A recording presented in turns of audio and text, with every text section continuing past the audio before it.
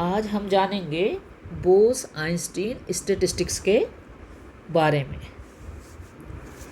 Bose Einstein statistics का इस्तेमाल जो आइडेंटिकल और इनडिस्टिंग्विशेबल पार्टिकल्स होते हैं और जिनका स्पिन क्वांटम नंबर इंटीजर्स होता है उनके लिए किया जाता है। और इसके उदाहरण हैं photons, helium nucleus, hydrogen etcetera. जो पार्टिकल्स बोस आइंस्टीन स्टैटिस्टिक्स को ओबे करते हैं उन्हें बोसॉन्स कहा जाता है, और ये पार्टिकल्स पॉली एक्सक्लूजन प्रिंसिपल को फॉलो नहीं करते हैं, जिसके कारण किसी भी क्वांटम स्टेट में जो नंबर ऑफ पार्टिकल आ सकते हैं उनके ऊपर कोई लिमिट नहीं होती है। और बोसॉन्स के साथ जो वेव फंक्शंस एसोसिएटेड होते हैं उनकी प्रकृति सिमेट्रिक होती है।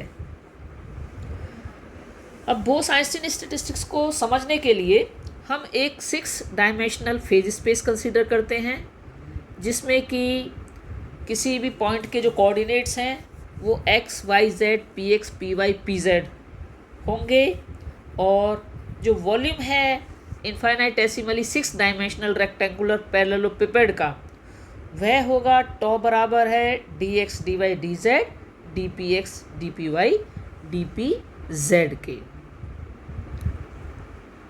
क्लासिकल मैकेनिक्स में किसी भी पार्टिकल को डिस्क्राइब करने के लिए उसके जो कोऑर्डिनेट्स और मोमेंटम हैं उनको प्रेसाइजली डिस्क्राइब करने के लिए हम उस पार्टिकल को किसी फेज स्पेस में एक डॉट बना करके रिप्रेजेंट कर सकते हैं।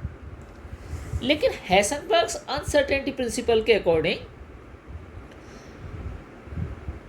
एक एक्सपेरिमेंटल एक्यूरेसी की एक लिमिट होती है, जिसमें हम एक साथ पोजीशन और उसका कॉरस्पॉन्डिंग मोमेंटम साइमल्टेनियसली उस लिमिट के अंदर ही निकाल सकते हैं। इसकी वजह से इन दोनों ही क्वांटिटीज़ को आप स्पेसिफाई कर सकते हो मिनिमम लिमिट के अंदर, और जो कोऑर्डिनेट्स हैं किसी भी पॉइंट के उनको मैथमेटिकली सिर्फ हम फेज स्पेस में एक लिमिट तक ही बता पाते हैं, और जो पॉइंट रिप्रेजेंट करता है पोजीशन और मोमेंटम ऑफ द पार्टिकल, हम कहते हैं कि वो पॉइंट एक वॉल्यूम के अंदर होगा, और वो वॉल्यूम किसके बराबर होता है? Small h cube in phase space. यानी क्लासिकल मैकेनिक्स की तरह हम डॉट की तरह नहीं फेज स्पेस में उसको दिखा सकते हैं, अपितु फेज स्पेस में जो मिनिमम वॉल्यूम है h क्यूब, इसके अंदर वो पॉइंट जो है वो लाई करना चाहिए। तो ऐसा हेसेनबर्ग अनसर्टेनिटी प्रिंसिपल के कारण से होता है। तो अब अगर हम डिफ्रेंशिएट करना चाहते हैं जो infinitesimal small volume h cube है उसको वॉल्यूम टॉ जो है सेल्स का उससे, तो उसके लिए हम इसको एक सब सेल के रूप में डिफाइन करते हैं। तो जो सेल का वॉल्यूम है वो बहुत ज़्यादा होता है अगर हम उसको कंपेयर करें सब सेल के वॉल्यूम से। तो जो पूरा फेज स्पेस है 6 डायमेंशनल स्पेस में, उसको हम डिवाइड कर देते हैं लार्ज नंबर ऑफ सेल्स में, और हर सेल जो है फिर फर्दर डिवाइडेड होती है लार्ज नंबर ऑफ सब सेल्स में, और हर सब सेल का वॉल्यूम कितना होगा? h क्यूब के बराबर।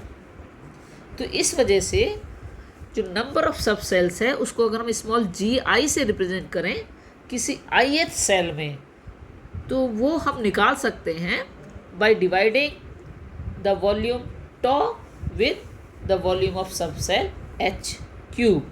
सो टॉ बटे में h क्यूब, तो यहाँ से हमें नंबर ऑफ सब सेल्स फिर मिल जाएगा।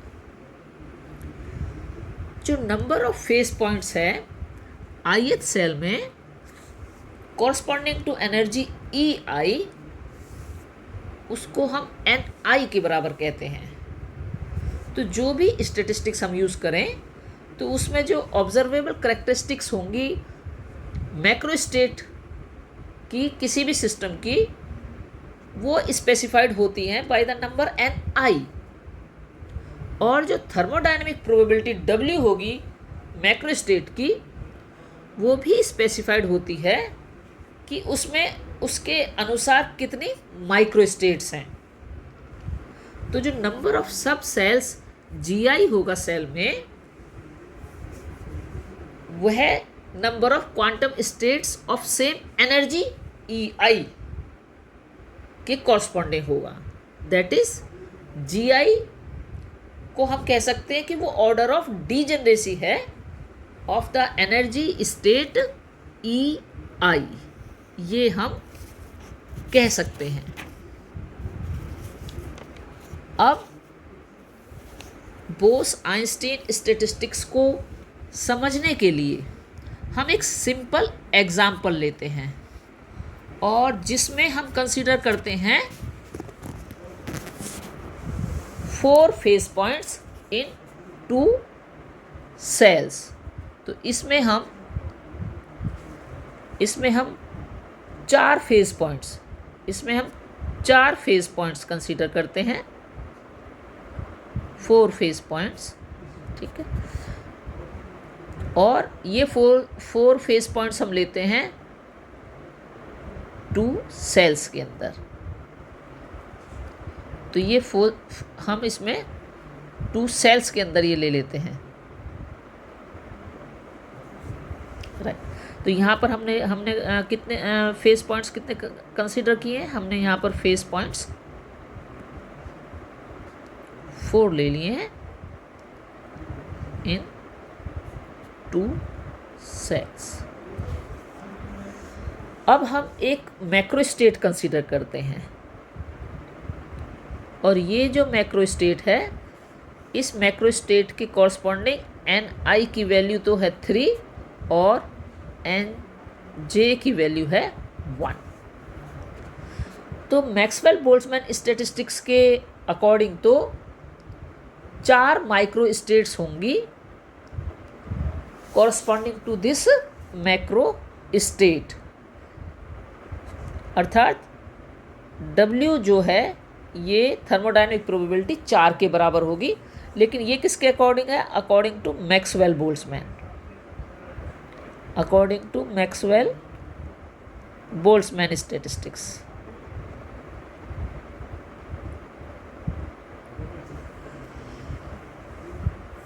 लेकिन हमारे पास जो पार्टिकल्स हैं उनको डिफ्रेंशिएट नहीं किया जा सकता, और हम पार्टिकल्स को, अगर हम ये कहें कि हम पार्टिकल्स को डॉट्स की फॉर्म में दिखा रहे हैं, तो हम माइक्रो स्टेट्स जो फिगर 1 में शो की गई हैं उसके अकॉर्डिंग हम देखते हैं। तो अगर हम अब ये माने कि हमारे पास 4 सब सेल हैं इन ईच सेल, हर एक सेल में 4 सब सेल हैं, जैसे कि इस फिगर में दिखाया भी गया है। तो हम ये मानते हैं कि 4 सब सेल हैं इन ईच सेल। तो बिना आइडेंटिफाई किए पार्टिकल्स के हमारे पास 20 अरेंजमेंट्स हैं, जिसके अकॉर्डिंग हम 3 पॉइंट्स को ith सेल में, और 4 टाइप के अरेंजमेंट हैं हमारे पास for the 1 phase point in jth cell.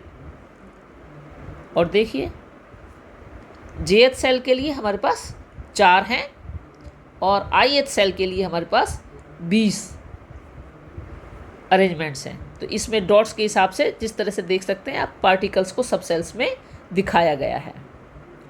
तो अब हम थर्मोडायनेमिक प्रोबेबिलिटी असाइन कर सकते हैं हर सेल को।